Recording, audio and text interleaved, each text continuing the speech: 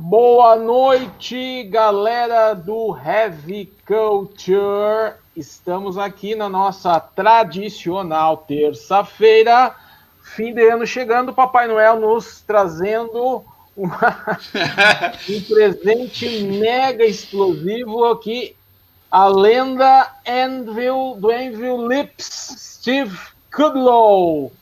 Welcome, Lips. Guys, hello! Todos aqui somos fãs do Anvil. Ivan, seja bem-vindo. Miguel, seja bem-vindo. Boa noite a todos. Boa noite a todos. Estava em off a dizer ao Steve que ganhei o maior respeito por Anvil, por aquilo que estive a ver, pelo histórico que estive a ver, e estive a admitir ao Lips que não sou conhecedor, mas aquilo que estive a ver é algo que me transmite o lado puro e verdadeiro da música, de quem a faz, e antes, pelo contrário, do lado comercial, enfim, todos os negócios que andam à volta da música que são mesquinhos demais para estarmos a dar tempo aqui a eles, ok? E vamos falar também sobre isso um pouco, ok? Para começar, vamos se inscrever no canal, participe com a gente aí, divulgue, toque o sininho. E seguimos em frente com essa fera, peso pesado. Vamos lá, Miguel. Lips, I was telling everyone the same conversation we had just before going live about my thoughts of Anvil, of all your work throughout the years, and you are doing music since 78. That is crazy. You are still here. You are the most persistent guy in the music business I ever met, because it's the truth. And I wanted to tell you that I was going to prepare this interview, looking for questions, everything, going throughout the discography, everything, and I quit after I've seen the documentary. It's better late than never. And you got my respect, and I decided not to do any question, prepare anything, because I want to do this interview with feelings I have after seeing that, okay? Yeah, okay. I get it. It's in fact a wonderful documentary. For those who haven't seen it, I really recommend it. Look for it all over the internet, and you'll find it. It's in fact a documentary that should be seen from everyone. But before we go to all the steps of Anvil, let's go to Steve and ask him about how he's doing and how is his family in these crazy times and everything like that. And the holidays are here. How you are living this season? I think everything, well, I'm getting through everything. I mean, it's a bit of a disappointment. We had finally put out our 18th studio album, and we were out touring and making our way through Europe, and we were actually even supposed to play in Portugal. It was a big festival and everything that we were supposed to do, and it was so important. It was been our first time there, and before we even finished doing the British part of our tour, which was at the beginning, it ended. We didn't even finish in England. We had done 17 shows. There was still another 3 or 4 to do in England before we started coming into Europe. We had something like 60 shows, and we had to go home. So, we got home, and what did we do? After I got better from getting sick, which I told you a little earlier. Yeah, you had COVID. You must tell everyone. You must tell everyone about the thing, the problem that is, and it's not a scam, and it's here, and maybe you have some advices for people, Like, how do you mean? Like, what kind of advice? What am I going to tell you? Hey, like wearing a condom when you go fuck someone that you don't know. Yeah, protect yourself. That's a good start. You gotta put a head condom on too, right? Yeah. Man, you let's go forward. You have one of the family's most supportive families ever, because all of this is being also possible because of their support, right?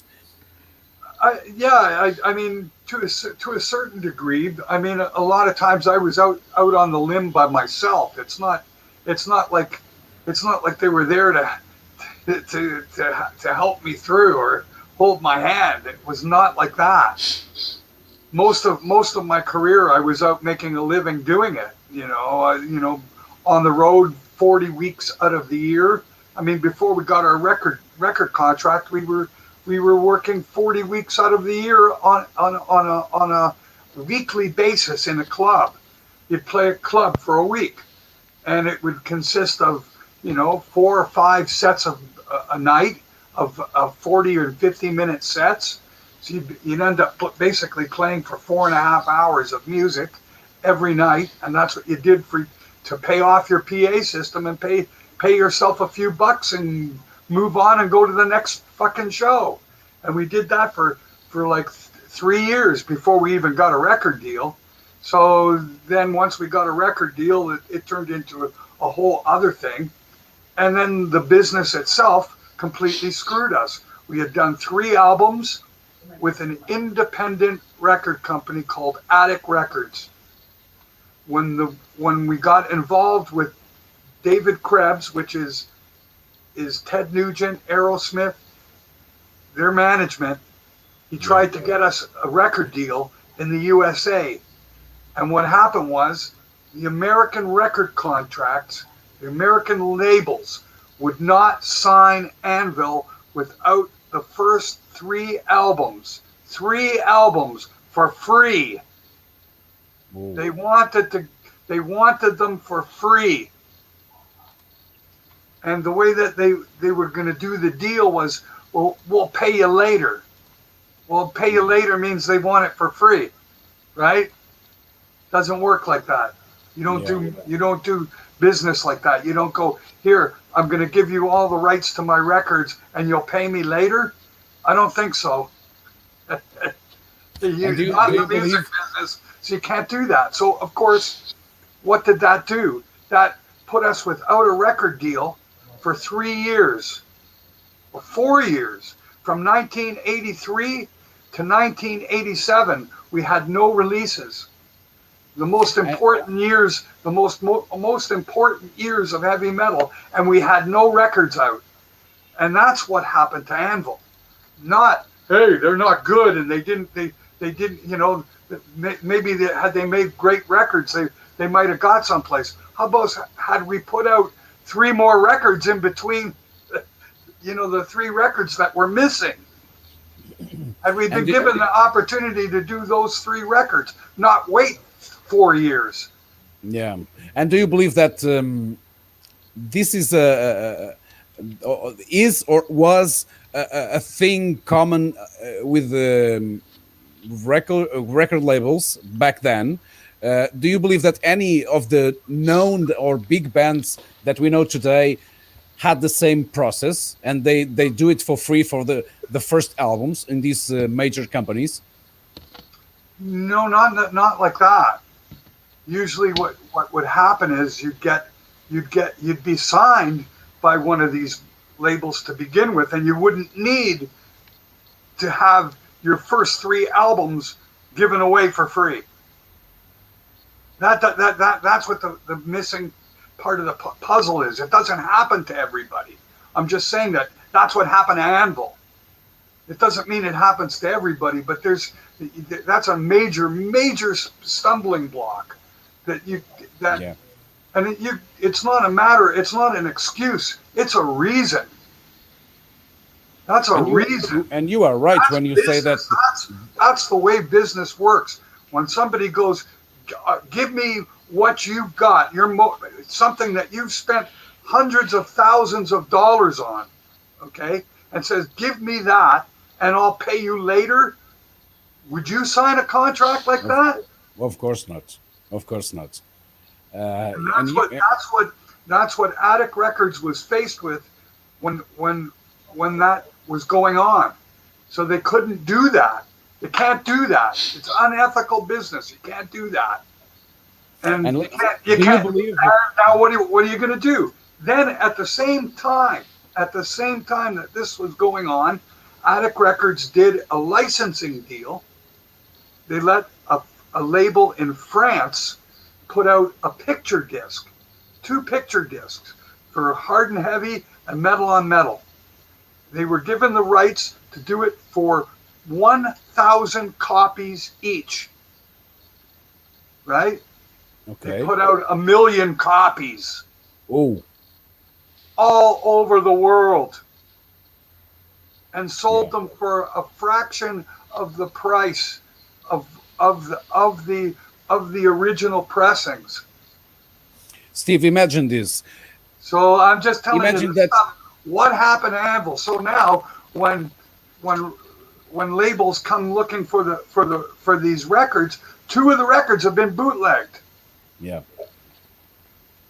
So there's a whole bunch of things going in the wrong direction of the way that so these are the things that happen. But by the way, I was wanted to ask you, imagine that in 78 or early 80s, imagine that there would be internet. Do you believe that the course would be different? It would have to be different because there's no such thing as record companies like that anymore because of the internet. So you got this devil or this devil. Which one do you want to do business with? It's all the same. Yeah. Go try to get famous on the internet. Without it being a mass murder or something, good luck getting fucking viral. Yeah, that's a good point. You know, like you want to go viral on the internet? Well, you got to do something pretty bad. That's usually the way that the name of that game. Okay, because I see a lot of events. You can put a great fucking song. You can have the greatest idea. You could have all the plans out your ass. Put it out on YouTube, and you'll see 10 views. Okay. You know what I mean? Like, why? I don't know. And then something else that seems so fucking stupid is getting 6 million views, and you're going, "What did I do wrong?" So the big difference is the way that you get seen is by advertisement. So you need money to make money. Yeah. So that aspect, that part of the equation is still the same. But the thing is, without big record company, who's going to spend that money? Right? You need somebody to spend that money. So if you're going to do your own stuff, that means you have to pay for your own promotion.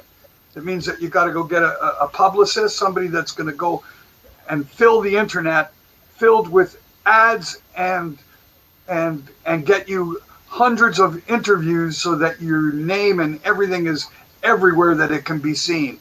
And even then, you're going to need to be playing shows on a constant basis. And then you might gain some momentum. You might. There's no guarantee. So I would say it's probably even more difficult to make it today than it was when I began. I've already got a brand name. I'm a very, very lucky, fortunate individual. And in fact, I've had 2 runs at it in my lifetime, and I'm very, very grateful. Yes, they were 25 years apart, but nonetheless, they still came. Once at 25 and then once at 50. Yeah. You talked about the beginning, and we might be all curious to know what was happening in Canada when you started, and also why do you have so many influences from the British, starting point of heavy metal? Well, our existence coincided in a sense with British music. Rob and I started playing together in 1973. So it goes back really our lifetime, like virtually our lifetime. You know, you're talking about a 15-year-old and a 17-year-old, and that's when you start playing together, and what was influencing you. And the hard rock was mostly born in Britain. That's where the cream came from. That's where Jimi Hendrix had to go to get his start in the music business. This is where rock music was really really innovated. So that we were really drawn to that, and still are to this day. And you know, and I don't mean it to be offensive to any other place, but to me the biggest victory for me in my personal career, and it has nothing to do with money, is actually becoming famous enough to go and tour England. And I know you're probably going, why England? Well, they speak English. There's a good place to start.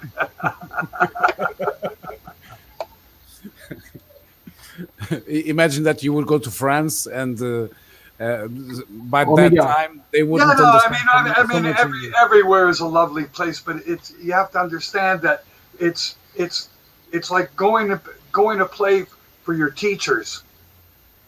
Yeah, that's where it's like, you know, that's where your influences came from. It's like, wow, I can't believe I'm here, and by going there and actually really getting to know what that means, you start to have a much deeper comprehension of where that music actually came from and why it came from there, rather than just knowing about it from afar. And that's one of the biggest, and like I say, victory. It's part of my soul was driven to find that, to be there, to see where did the Beatles come from, where did the Rolling Stones come from. I want to go to the places and walk the streets that they did. I want to feel what that feels like. Why there, and what, you know, all the and that's what I grew up with from a little kid, right? So you have to understand that by the time, for me, it's a big deal to talk about that. But my majorly European influence is the big thing for me. There is an aspect of what I do that comes from the United States as well, and that's the aspect of rock and roll, because that's where it's all derived back to there. If you really follow the stream, it actually follows back to there. Being born in 1956, I was very fortunate because I lived in Canada, in the sense that our radio stations and everything that we knew from music was a combination of what came from the USA as well as from what came from Britain. So it wasn't closed doors. So it was kind of interesting because you got the flavor from both those places, one as strong as the other.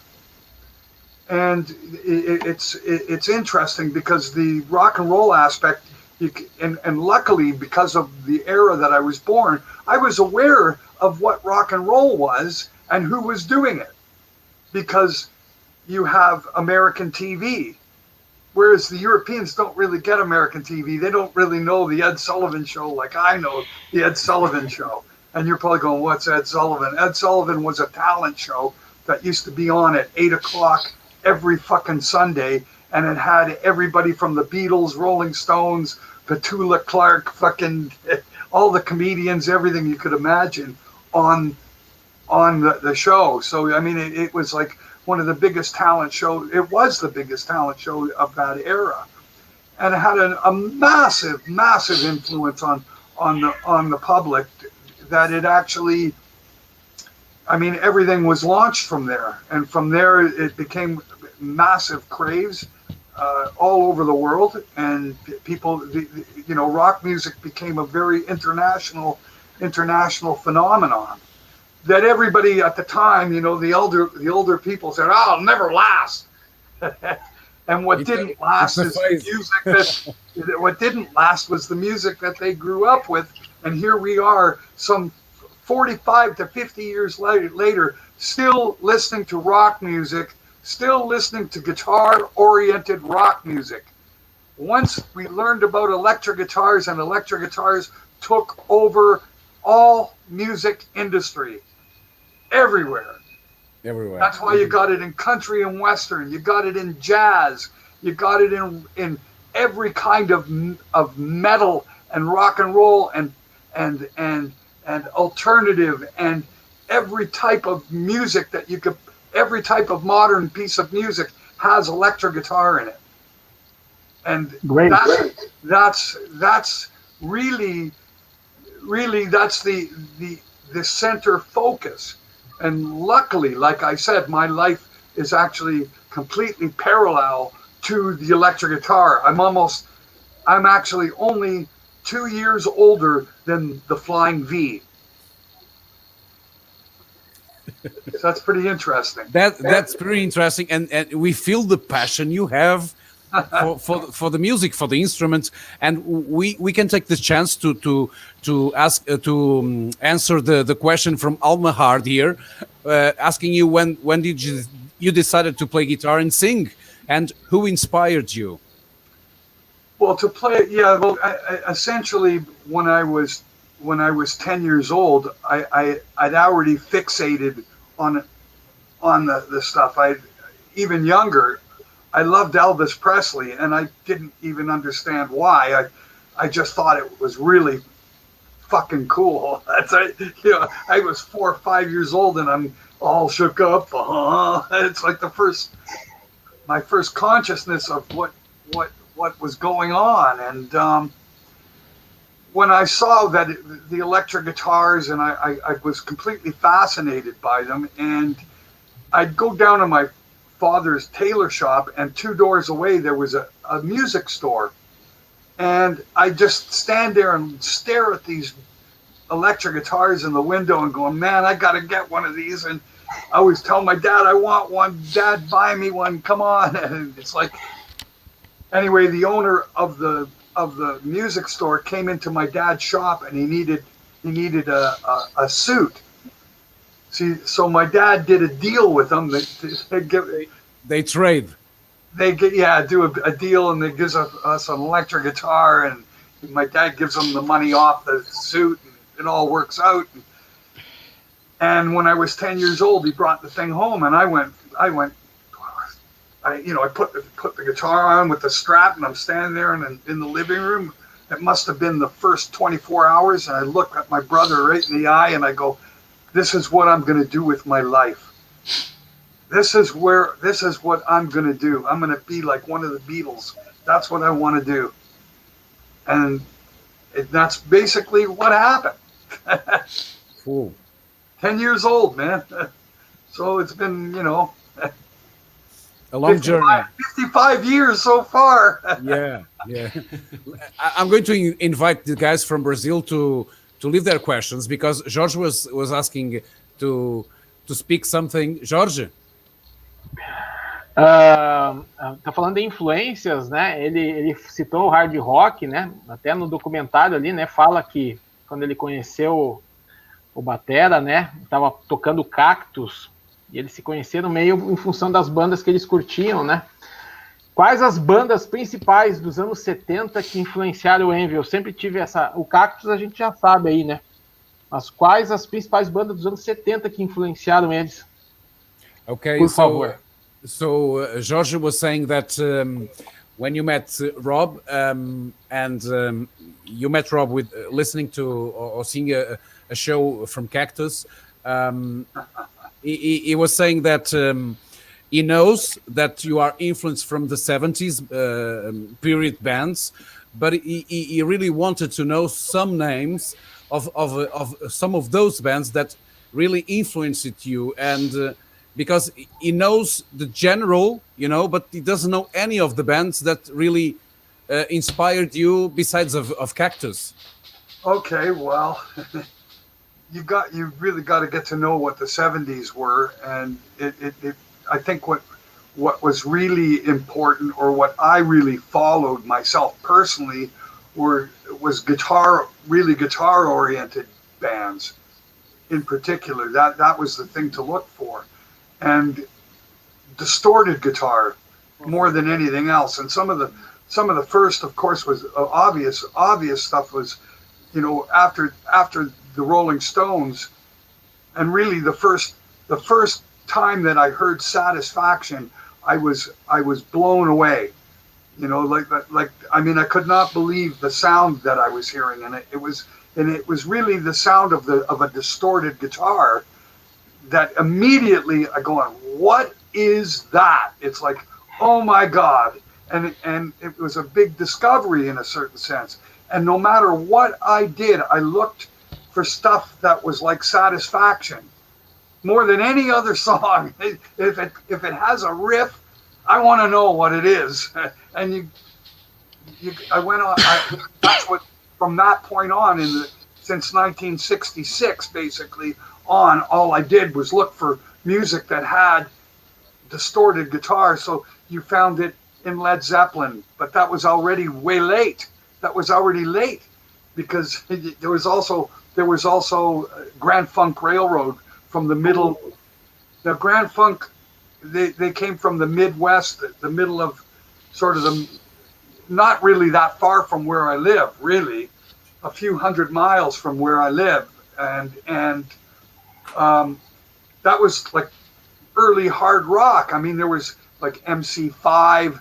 There was a lot of stuff happening in the Midwest near Detroit, Michigan, and that was that sort of sound, or Mountain. There were bands in the 60s, but they were also sort of just copying Hendrix as well as the Cream. So those were really the first of those type riff rock, you know, what I call riff rock, and it's guitar oriented. So that's really the beginnings of it. I mean, there were other bands, obviously Jefferson Airplane, there was a certain amount of distortion in their music. Steppenwolf certainly had distortion in their music, and that was very attractive, but still a lot of keyboards. But the main thing was the distorted guitar.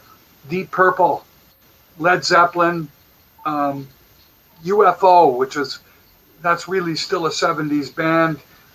Montrose, Captain Beyond, that's an English band.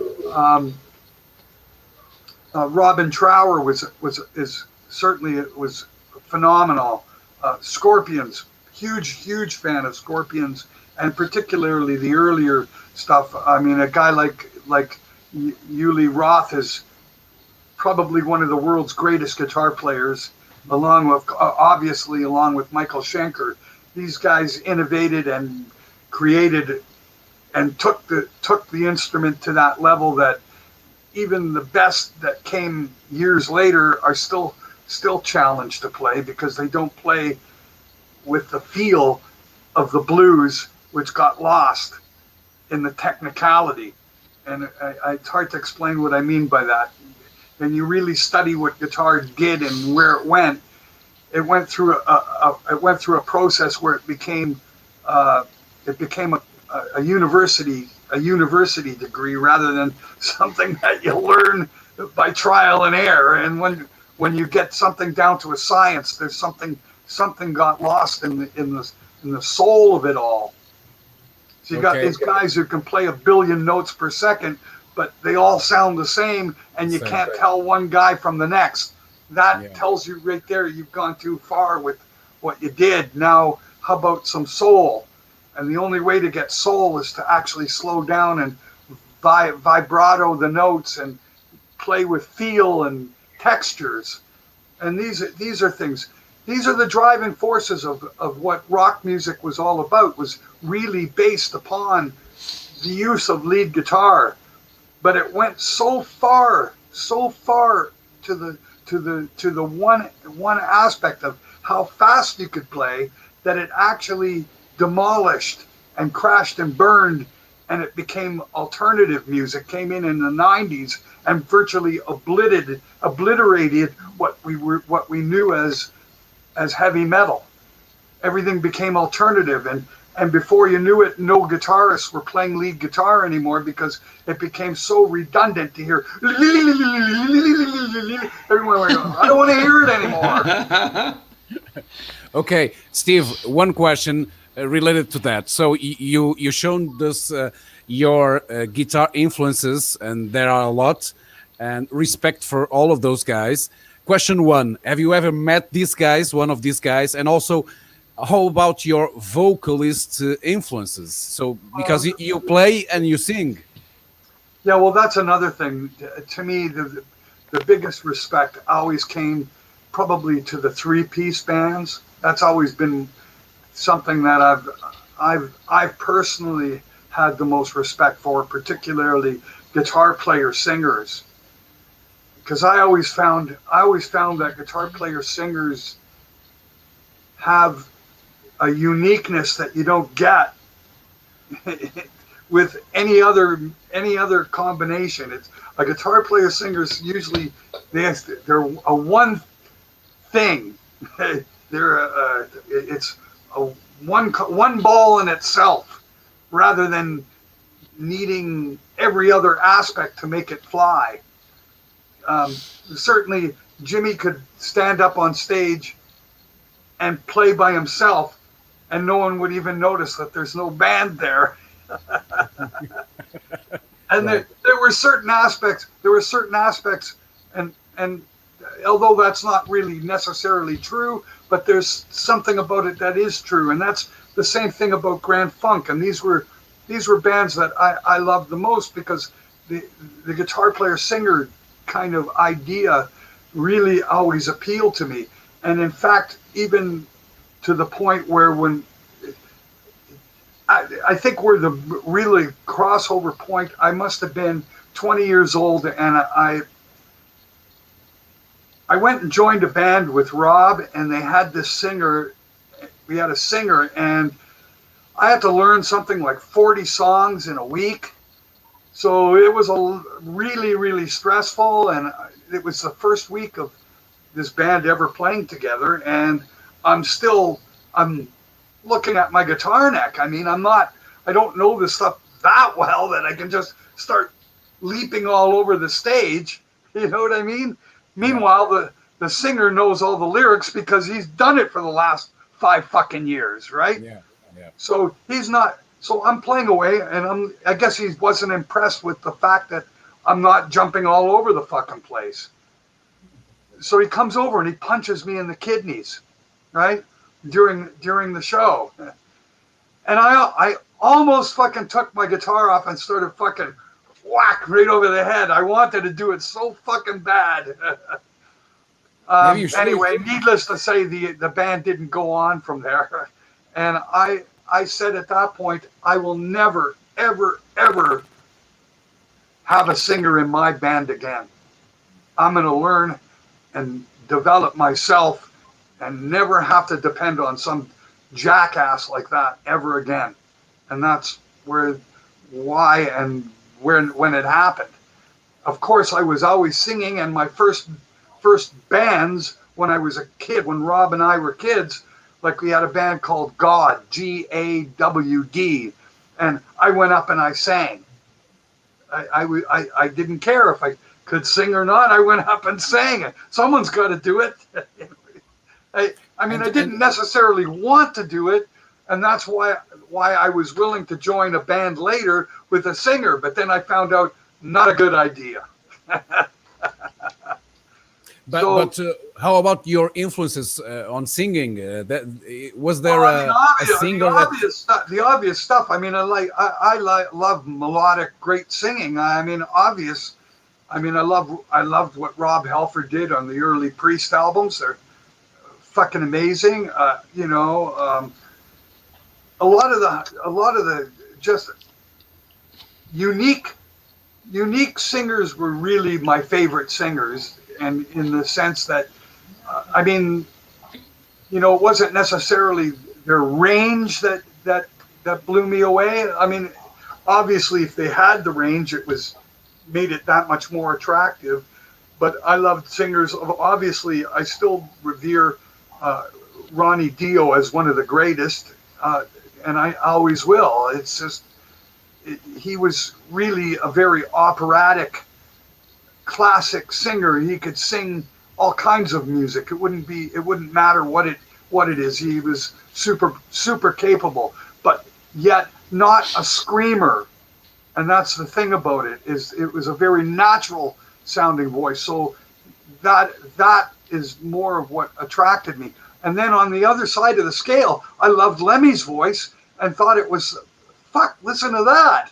You know what I mean? Lemmy but at the same time, was people were a going, god. It was a god. I know. But the thing is, you know, if you really examine it, it's like, it is just what it is. It's a character's voice that sounds good to your ear. It is not good singing in the same way that either is Bob Dylan. I know what you mean, and I wanted to ask you something about the point of view. One could say you can't compare Harry Belafonte. You can't compare Harry Belafonte to Frank Sinatra, okay? Harry could really fucking sing. And the same thing with Tony Bennett. You can't say Tony Bennett is a Frank Sinatra. Tony Bennett can really sing. You know what I'm... And Frank Sinatra can sing, but it's all fucking character that you're listening to. All the notes. And I want you guys to listen to it in a professional way, in the sense that when Frank hit a note, he started lower and went up. And that's what made the Frank Sinatra style. And really what that is that's him tuning in. He's not an exact, precise singer. He actually had to tune in to hit the notes. And that's what made Frank. But that's what I'm saying. It's not Tony Bennett, where everything is fucking smack on, right? You have to appreciate what good singing is too, right? Yeah. You have to understand that when I'm talking about, when you say rock singer, that's an oxymoron, okay? There's no such thing as a rock singer. It's a character more than it's anything else. So that explains away Tom Araya. It explains away Dave Mustaine. It explains away Lips. It explains away Lemmy. It explains away fucking Biff for fuck's sakes. Come on, it's about uniqueness. It's not about wow, that is the most pristine, beautiful voice I've ever heard. Only Steve, one or two guys. I have to ask you this. Let's try to know if, from the point of view of someone that listens to extreme stuff like me, do you hate or not, from that point of view, a death metal singer? That's not singing. If I'm talking about Tony Bennett being a good singer, okay, how is something like that going to even fit into anything that we're talking about here at all? No, the question was towards if you can listen to it or not. No, it's pure character. Okay, that's but can you like that's taking Lemmy to 10 levels beyond it. Okay, but can you listen to more than that's not singing. That's what I'm saying. It's not singing. Okay, but do you listen something outside heavy metal? Of course. More aggressive, more extreme. Everything I listen to is outside heavy metal. I don't actually listen to heavy metal. There's nothing really that catches my ear that I listen to it, and it's been like that really since I was 30, and I think that everybody goes through that. You're not gonna. It's almost impossible to train yourself to listen to new stuff. You're always going to be stuck with what you grew up with, and that's what's going to be your favorite, and you're going to make your decisions on what to listen to from that perspective. So I've grown I'm old. And I don't give a fuck, because you know what? There's a whole fucking generation of people my age that also have the same taste. That's why. Okay, and look at some other your age, and look at how they look like now, and look at yourself in the mirror, man. Okay. Let's go to the question of Eric Thurm. Is saying that asking you to tell everyone something peculiar and funny, or something backstage while filming the great documentary of Anvil. This is a question from him, and we invite everyone to ask questions to Steve. The Lips. Well, there was some really crazy shit like that I saw got filmed, and I could not believe it. If you want to talk about that, Rob was in the kitchen at the studio in England, and we had problems with ants getting into our food. So Rob took two spoons and started doing drum rolls and killing all the ants.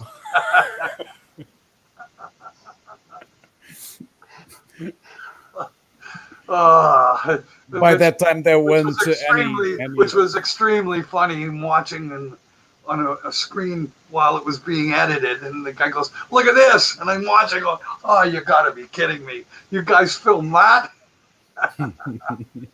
A genocide. Ivan, tens que meter som, Ivan. I think you got your mic off, bud. Eu queria perguntar para ele que eu li numa das biografias do Motorhead, nas várias que tem, às vezes não autorizadas, tem uma biografia que fala que em 81, 82 ele foi convidado para entrar no lugar do Fast Ed Clark. Se isso é verdade. Oh, Ivan was saying that one of Motorhead's biography, there was something about you being invited to replace Eddie Clark. Yeah. Yes. Is that right? Yeah. And why didn't you join Motorhead? I'm in Anvil. It's kind of a. I'm in the middle of fucking writing Forge and Fire and going ready to go in the studio. I'm under contract to a record company. I got a whole future ahead of me. I've got big management, big hopes, and everything going on, and then that comes up. You can't do it. You can't walk out on your band, the record company, and everything that you're involved in to go take off with somebody on tour. You can't do that. It just doesn't work like that. Other obligations not possible. Not that I didn't want to. I couldn't. Completely could not do it. But Lemmy really was upset with me, to say the least, because he really had his sights on that working, and there were a lot of reasons. If the least of which was that there was another voice. You know, he thought that could have been a positive thing, that something could have worked really well, because that's something that Motorhead didn't have, that he wishes they did. That was one thing that he expressed to me. But we got along, and we had a lot in common. The same sort of background in a certain sense, music-wise, the stuff we liked and grew up with, right? So he was really attracted to that, and particularly the rock and roll aspect of Anvil. When he heard that, he's going, "Man, that's fucking. I'd love to play with stuff like that." You know, there were things about Anvil that he totally loved, and he pictured it working out in Motorhead. That's the bottom line. And he was really pissed off that I didn't want to do it. And then when I explained to him why and the reasons, he started to realize that it was not a loss or because I didn't like him or didn't like Motorhead. It was because I'm under fucking legal contracts. I can't fucking do it. So, I mean, he did have a lot of respect, because saw that I wasn't the type of person that I'm going to go turn myself on my own responsibilities. He definitely had respect for that because he wouldn't do that himself. You know, he could have been asked to join, and he's under contract to make records too. You can't walk out after you've signed your name, right? You really can't, unless you really want to start paying fucking lawyers and shit. So no one wants to do that. So there was a lot of respect between us, and all the way to the end, man. You know, it's another okay. brother, man. Okay. I'm looking at Legal at Last, your latest recording from AFM Records. It came out from this label. Tell us something about this record, because there might be lots of people that don't know it. They should buy it, because I was listening to it today, and it's a great record. Tell us about the concept of this album, because the title itself, it's fun. So try to pull up people to listen to it. And I think if anywhere in the world understands the decriminalization of drugs, it's Portugal, if I'm not wrong. Is that right? No, Portugal has no. It started to be something legalized like everywhere else. You can smoke a joint and you won't get arrested or something like that. But if you have a big amount of drugs, they will think that you are selling. That's illegal. Selling drugs, it's illegal. But smoking a joint, if you go to a concert in Portugal, you will smell it. Okay, well, that's what I thought. So, but what happened was Canada became legal here, which is I think it's a great modern way to look at things, because it's an outdated law that makes absolutely no sense at all. None. Okay? My opinion, it's something that should have never been illegal to begin with. That's the other thing, especially when you've got tobacco that does nothing but kill you. That's okay. You know, it makes no sense to me.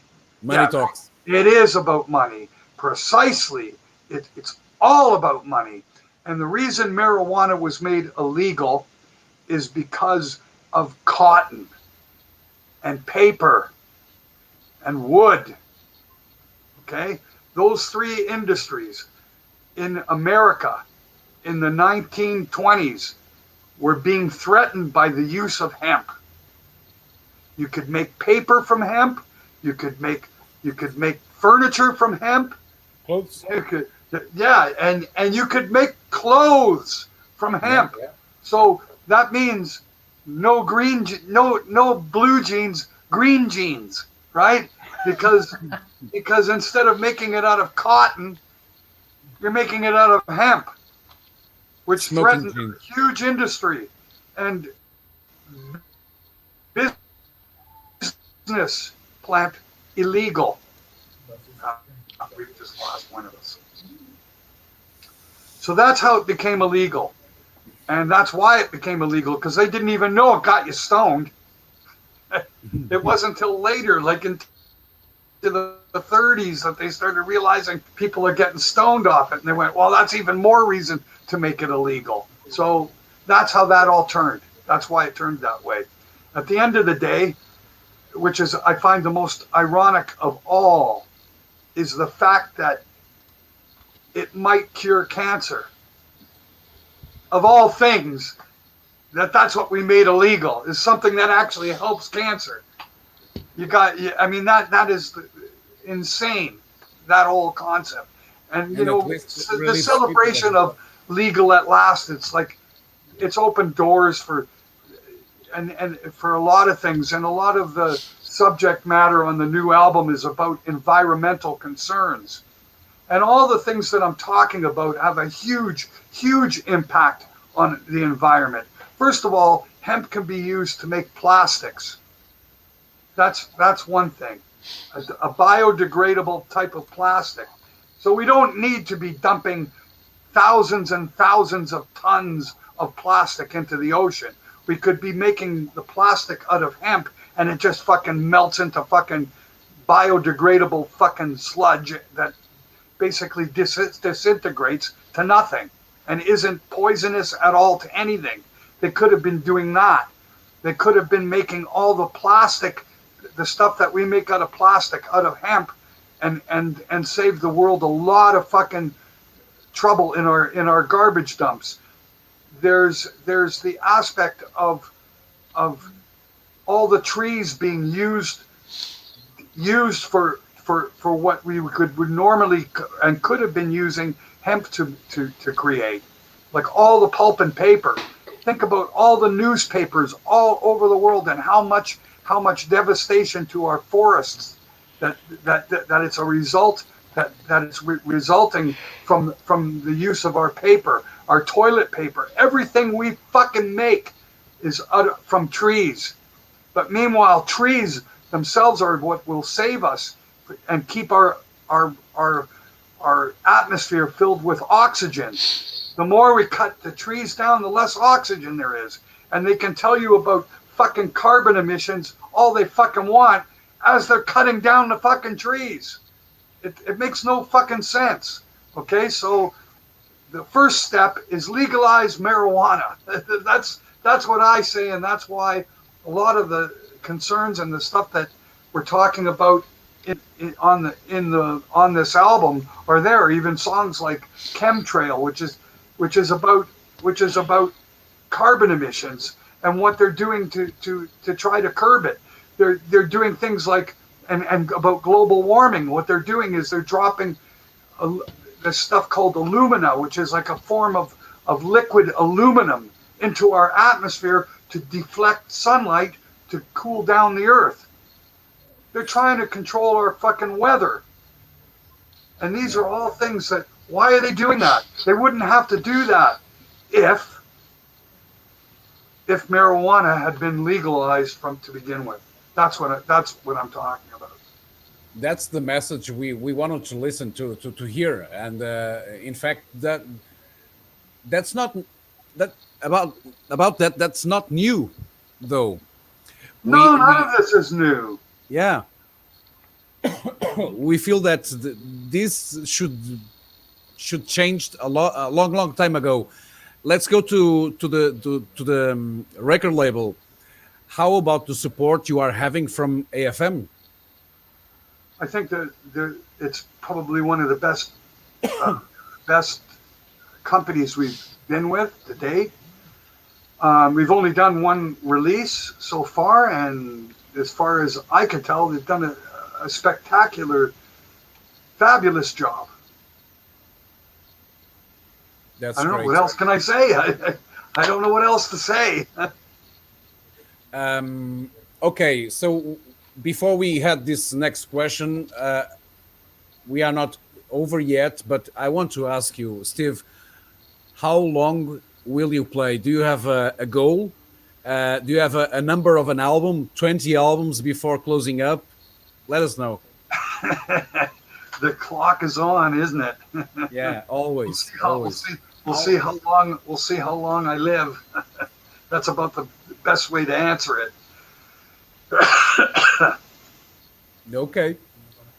So far, so good. Okay, that's great, and that's all the fans want to listen. Let's go to the question from Halmer Hard again about the Anvil Documentary. Is asking if it was 100% real, because he says that he can't believe on that pub in Poland that didn't pay you for that show.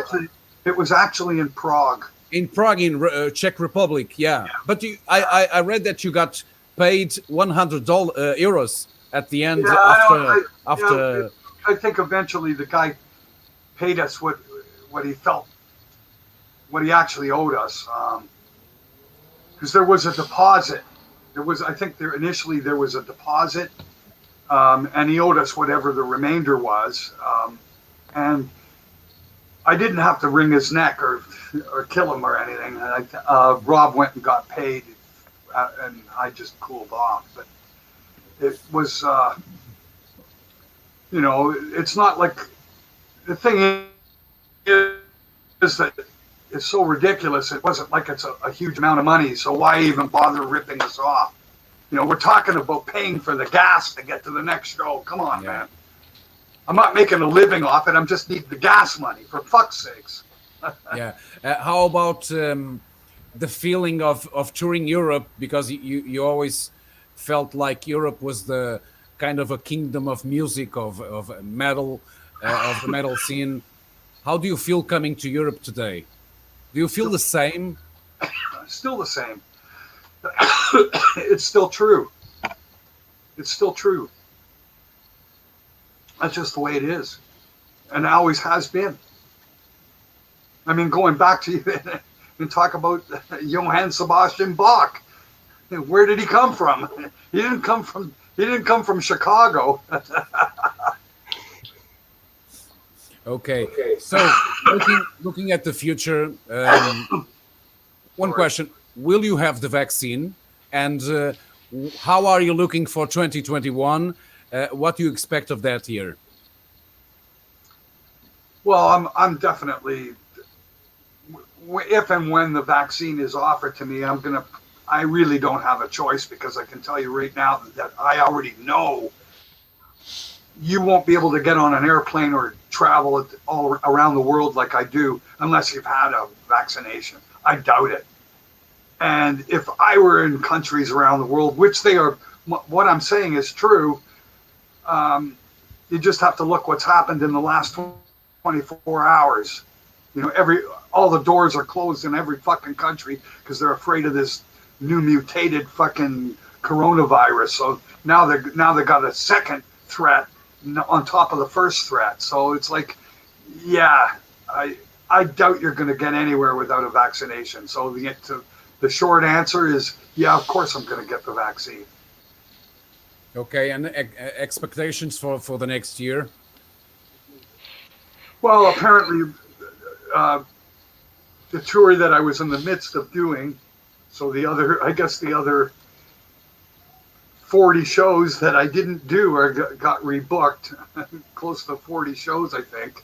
The rest of the British shows and wherever else, unfortunately, I don't think Portugal is part of it, but you know, who knows? Anyway, it's got to happen to begin with. Never mind coming to Portugal. We've got to be able to at least get to Germany. So first, let's see if that happens. And that's set for next September, October, something like that. Okay, let's see if in fact there will be any shows, because that's right. Let's get there first. Let's get that first. But right now, in the meantime, they've rescheduled a lot of our tour, and we'll see. Hopefully, things will get better, man. Like everybody start taking the vaccine. I mean, a lot of people don't realize, and they made a big deal, or Donald Trump made a big deal about getting it fast. Well, the real truth about that, if people want to really discover it, is that they've been working on the coronavirus for 15 years. They've got all kinds of information and stuff that they've been working on since SARS. Okay? Yeah. That's what's been going on. And all that happened is the big pharmaceutical companies hooked up with the research companies. And then they've one paid the other one to boost its fucking productiveness, and that's why they were able to get the stuff done in time. And now, if you learned about this stuff, they have a lot of these machines are built so that they do testing on a multiple levels. So these machines are worth a fortune to do all the testing, to go through the process of creating this stuff. Now, without the finance from the big pharmaceutical companies, they can only get the stuff done at a snail's pace because they've only got a few machines working.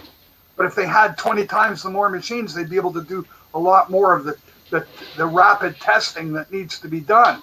Stuff that would take you a year to do is going to take you a couple weeks, because you've got the money and the machinery to get the work done. And people just don't understand what has happened in the last year and I'm just giving some insight of things that I've learned about. So anybody who says that they went too fast, they're not realizing they've been working on this shit for 15 fucking years already. This is the making of the sci-fi movies from 20 years ago. Yeah, well, that's a thing, you know, and there's so much disinformation out there that people that really are not they're not really getting the right information. And you've got to be very careful about what you're listening to and what you jump to conclusions with, because a lot of times we're all being misled. And we'll see where this all goes. I certainly do not believe that they're poisoning the world. I doubt it. Let's try to be more positive, and we are reaching our end. But let me tell you, on behalf of the Portuguese fans, thank you so much for joining us at the Heavy Culture family. And please come to Portugal, because I will try to go there and see you, because you deserve all respect for what you believe in, for what you are doing. And this is true, because I'm a more extreme guy with music, and you are really worth the time you listen, the time you spend trying to search the story behind the scenes. And all my respects. Okay, Steve, thank you so much. No problem. Brasil.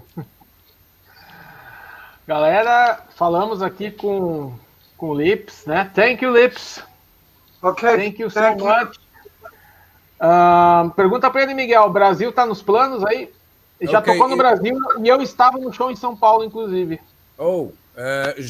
Jorge was in São Paulo's show when you played in Brazil, and he's asking if are there any plans for you to come back to Brazil?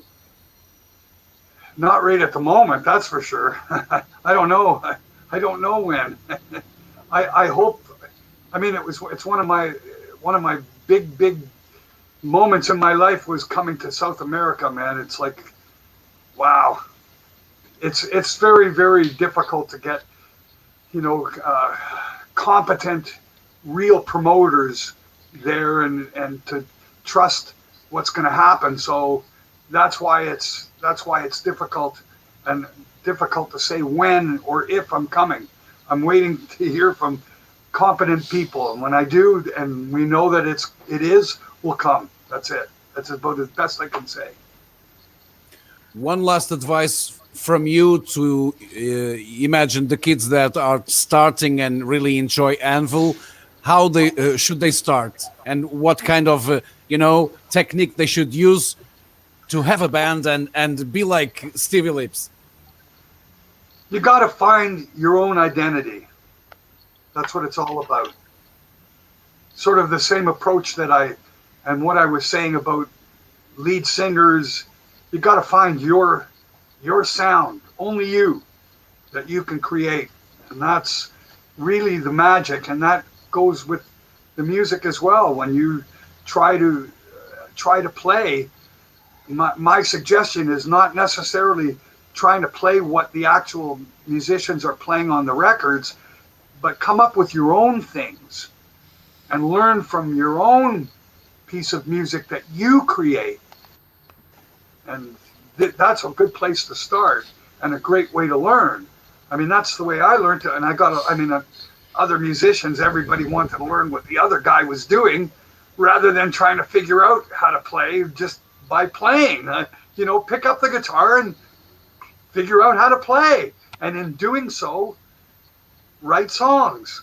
Simple as that. Great message. Muito bom. Again, thank you. We are delighted with your interview, with this talk, and all the best for the future, okay? And long live Anvil. Long live. Okay, bye-bye. Bye-bye, man. Grande entrevista. Thank you, Lips. Muito bom. Assim, papo, né, como a Felipe Cardoso aqui, né? Obrigado pela audiência e papo de gente grande, né? O respeito, sim, o respeito que ele mostra pelas influências que teve. Passo rápido. Passa rápido, né? Miguel, obrigado. Ivan, Olha, obrigado também. E bom verão para vocês. Bom verão. Tá aqui, tá quente, bicho. Aqui começou o inverno. Semana que vem o Miguel vai estar mais animado, que a gente vai receber aí a lenda do thrash metal californiano, Evil Dead. Brutal. Dead. Já é um negócio mais acelerado, o Miguel acelera junto, né, Ivan? Ele fica bem fora da casinha, fica bem pirado. Olha. É igual ver o Mantas, ele fica bem louco. Galera, então...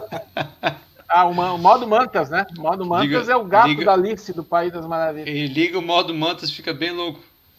Pessoal, se inscreva no canal, compartilhe. Obrigado, vamos seguir a gente. Não esquecendo a entrevista do Wino. Ainda hoje me perguntam pela entrevista do Wino. Então. Ainda hoje me perguntam e eu dou o link, não é? Eu faço questão de passar o link, porque essa entrevista é histórica. Para aqueles que não viram, devem ir ver, porque ali está o EP do heavy metal. Galera, então, a última do ano, hein? A última do ano é com o Evil Dead aí, né? Que lançou um disco excelente aí, né? Quem gosta de thrash metal, moda antiga, né? Sem muita frescura. Vem aí, tá de férias, vamos falar de metal.